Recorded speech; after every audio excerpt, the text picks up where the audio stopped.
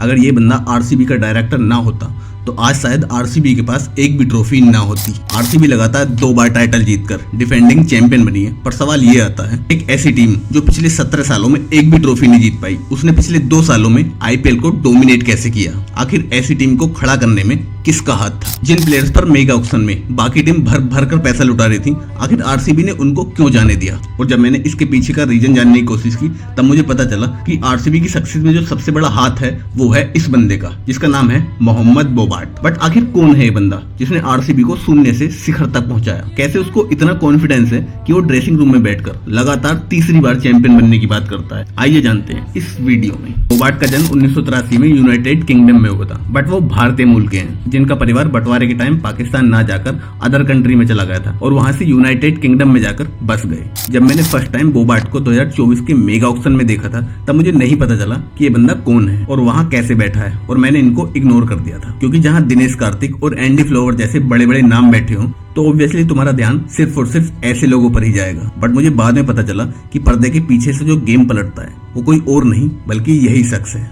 तुम्हें ये जानकर शौक होगा कि इस बंदे ने आज तक एक भी इंटरनेशनल मैच नहीं खेला है। अब ये सुनकर आपके मन में सवाल आ रहा होगा कि फिर इसको क्रिकेट की इतनी समझ कैसे आई, कैसे वो एक सक्सेसफुल डायरेक्टर ऑफ क्रिकेटर बन गया? मैं बताता हूँ। बोबार्ट एक पीटी टीचर रहे हैं, इसके अलावा उनको क्रिकेट में भी बड़ी दिलचस्पी थी, बट वो एक सक्सेसफुल क्रिकेटर नहीं बन पाए। इसके बाद शुरू होता है इनका असली सफर। बोबार्ट ने स्पोर्ट्स साइंस की पढ़ाई की, ये सोचकर कि भले ही मैं एक सक्सेसफुल क्रिकेटर नहीं बन पाया बट मैं वर्ल्ड की बड़ी बड़ी टीमों को सिखा जरूर सकता हूँ। इसके बाद ही बोबार्ट ने ईसीबी यानी इंग्लैंड क्रिकेट बोर्ड को 2011 में ज्वाइन किया और 2019 से 2022 तक ईसीबी के डायरेक्टर ऑफ क्रिकेट रहे, जिसके बाद इंग्लैंड ने धमाल मचाना शुरू किया और 2019 का ओडीआई वर्ल्ड कप और 2022 का टी20 वर्ल्ड कप अपने नाम किया। एक रिपोर्ट के अकॉर्डिंग बोबार्ट को किसी भी ग्रुप या किसी भी टीम को लगने वाले असंभव काम को संभव करने के लिए प्रेरित करने के अलावा और कुछ पसंद ही नहीं है। और इसके बाद इंग्लैंड क्रिकेट के लिए इन्होंने कई ऐसे यंग टैलेंट को ढूंढा जो आगे जाकर इंग्लैंड के इंपोर्टेंट प्लेयर बने, जैसे फिल सॉल्ट, जैकोब बेथल और जोफ्रा आर्चर। इसके अलावा और भी कई नाम। और फिर आता है वो टाइम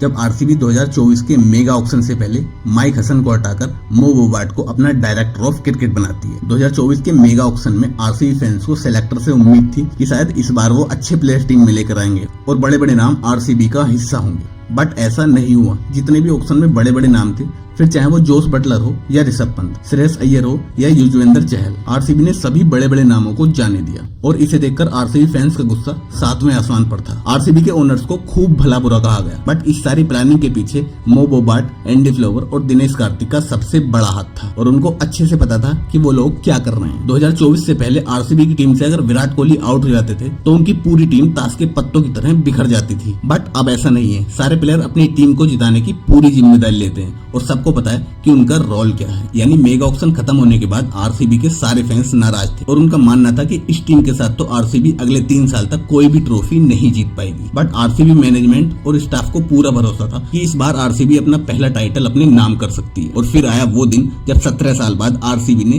पहली ट्रॉफी अपने नाम की थी। सभी आरसीबी फैंस की आंखों में आंसू थे, जैसे वर्षों पुराना दर्द खत्म हो गया हो। जिसके बाद आरसीबी फैंस ने मो बोबार्ट और पूरे मैनेजमेंट की जमकर तारीफ की। बट बोबार्ट यही नहीं रुकते हैं। उन्होंने फर्स्ट टाइटल जीतने के बाद ही कह दिया था कि हम अगले साल फिर से जीतेंगे और इस सीजन भी उन्होंने सेकंड ट्रॉफी अपने नाम की। अभी फिर से इस बंदे ने ड्रेसिंग रूम में कहा कि मैं एक और लास्ट बात कहना चाहता हूँ, और जैसे ही उसने ये बात बोली हर कोई एक्साइटेड होकर सुनने लगा, क्योंकि सबको पता है ये बंदा कुछ ना कुछ क्रेजी बोलने वाला है। उसने कहा आज तक कोई भी टीम 3 बार लगातार टाइटल नहीं जीती है और अगले साल हम ये काम कर सकते हैं। मतलब देख रहे हो बंदे का कॉन्फिडेंस लेवल। जिसके रिप्लाई में रजत पाटीदार ने कहा डेफिनेटली आरसीबी की इस टीम को लोग जन्मों जन्मों तक याद रखेंगे कि इन 3 बंदों ने मिलकर एक ऐसी टीम बनाई थी जो अनबीटेबल थी, जिसको हराना बहुत मुश्किल था। इसलिए जितना हक ट्रॉफी पर आरसीबी के प्लेयर्स का है उतना ही इन तीनों का भी है। Well done आरसीबियंस।